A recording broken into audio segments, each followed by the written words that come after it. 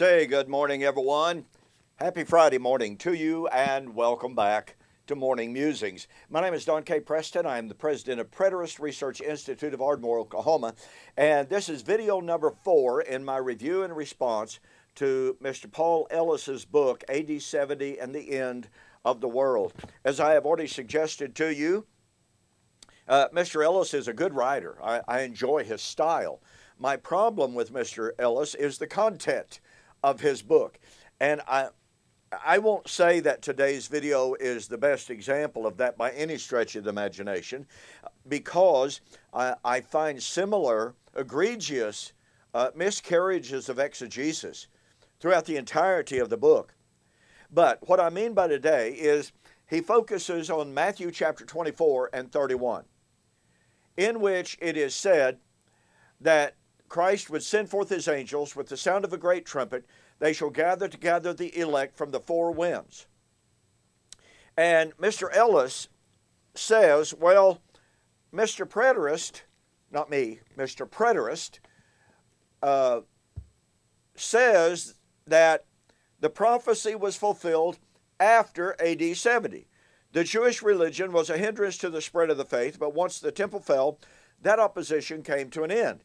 And then he tries to make it sound like preterists believe that the Great Commission did not begin until AD 70. I don't know of a single preterist who believes that. And so while Mr. Ellis's claim is somewhat subtle, now, do preterists say that Matthew 24:31 was fulfilled in AD 70? Yes, we do. Do we believe that the Great Commission began in AD 70? No, we do not. Do we believe that what I will term a greater element of evangelism began in AD 70? I certainly do. And let me explain that. And by the way, Mr. Ellis does make a really good point here, and this is on page 74, when he says, if we're open to it, Matthew chapter 24:31, Jesus is declaring the year of Jubilee. Under the law of Moses, every 50th year was to be a year of redemption and freedom from debt, Leviticus 25:10-14. Well, you know what? I believe that's absolutely true. I believe that's what's taking place in Matthew 24 and 31. And it's a fantastic concept. And he is certainly right. Number one, Israel never celebrated Jubilee. I don't know the reason for that. I have studied, I've examined, I've tried to find the reason for it. I have not been able to find anyone who could explain to me why Israel never celebrated the Jubilee. But here, Jesus is very clearly announcing Jubilee. But you see, this Jubilee is to be the freedom from sin, freedom from enslavement to sin. And this is something that would be now heralded to all the nations, not just Israel, as Mr. Ellis points out, not just Israel only, but to all of the nations. The true Jubilee would be declared in AD 70, because salvation, freedom from the debt of sin, would be declared to whosoever will may come. Revelation chapter 22. But Mr. Ellis tries to make it a point of saying that the gospel was preached before AD 70. Well, once again, this is a misrepresentation of what preterists believe. You know, I wrote a book years and years and years ago entitled Into All the World, Then Comes the End. And in that book, I have a chart chronicling how, and I'm not suggesting that Mr. Ellis has read my book. I don't know if he has, don't know if he hasn't. I doubt that he has. But nonetheless, I chronicle in that book how every single word, every single Greek word that Jesus used to predict or to describe the preaching of the gospel into all of the world, into all of the earth, to all of the nations, to every, pardon me, to every creature. Paul the Apostle,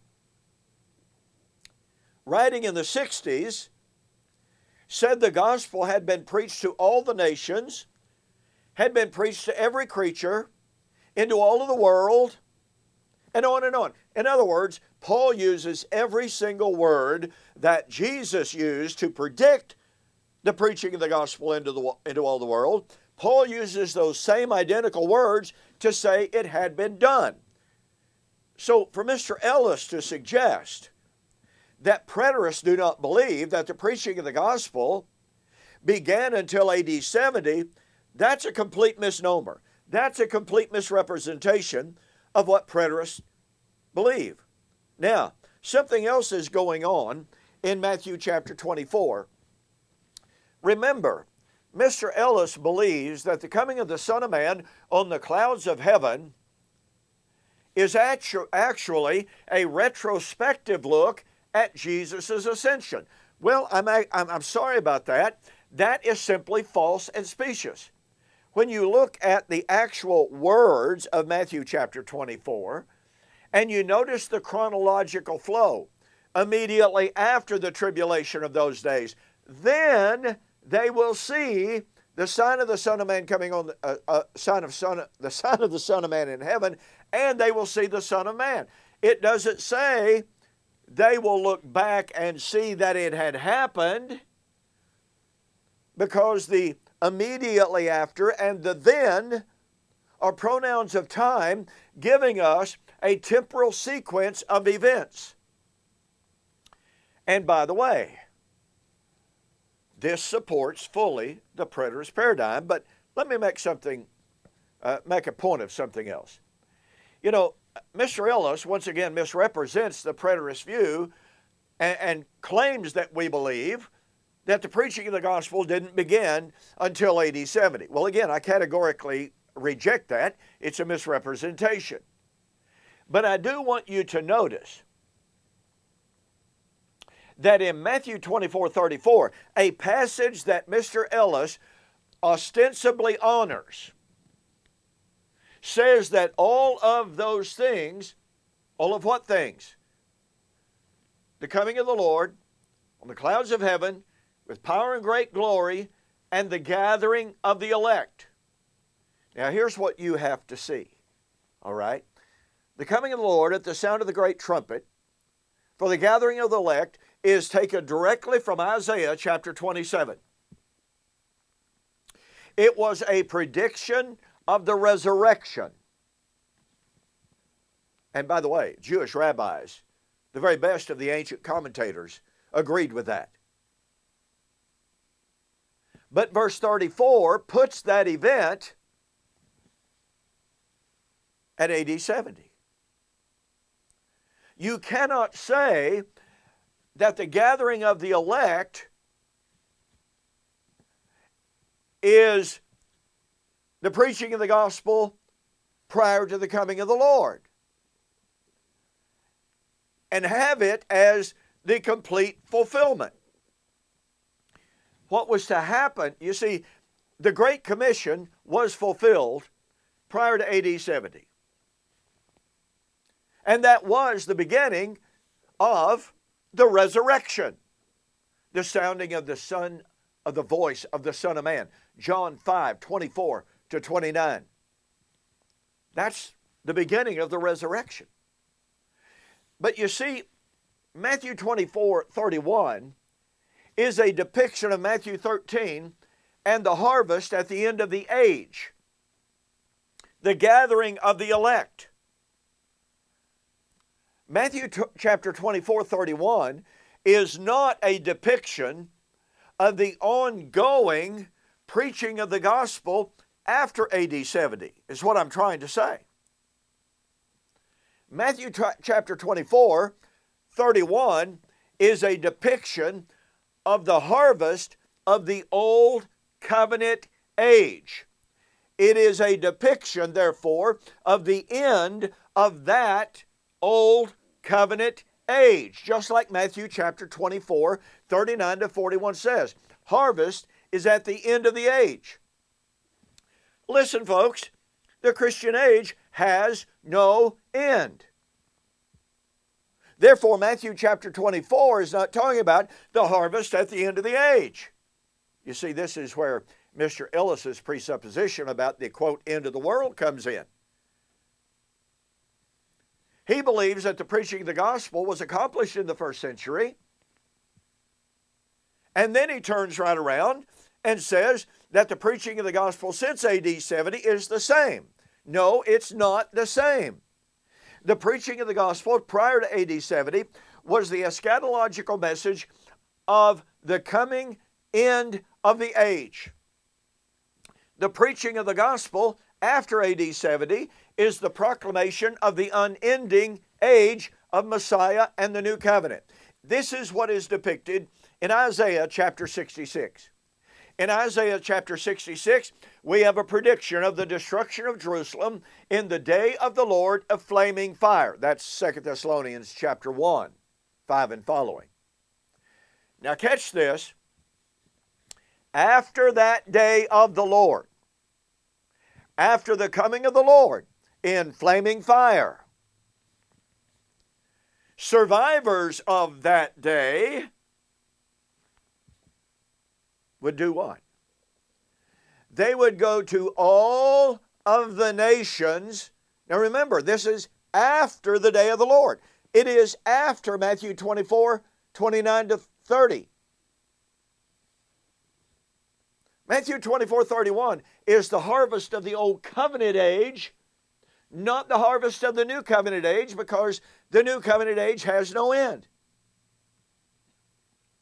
But Isaiah 66 depicts, after that AD 70 judgment, after the harvest at the end of the age, the gospel goes to all of the nations to teach them of the God that they never knew and by whose name they had never ever been called.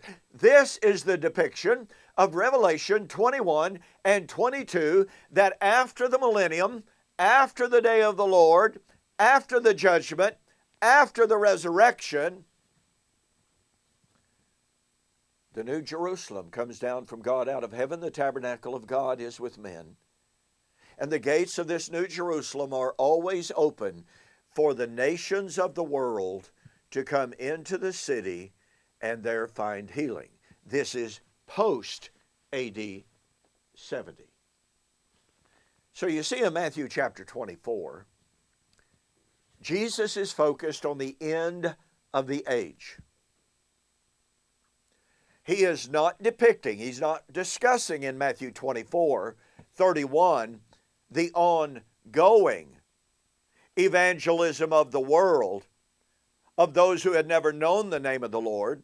He is talking about the end of the age harvest of the old covenant age, which would ensue and result in, as Ephesians chapter 2 verse 7 says, that it was God's eternal purpose that in the ages to come, the unending ages, the unending age of Messiah, the church should proclaim the manifold wisdom of God. And so Mr. Ellis's take on the, quote, Great Commission, unquote, is completely anachronistic. It is completely misrepresentative of the full preterist view. Listen, if you want a greater understanding of the Great Commission, its first century application, 2 books, all right?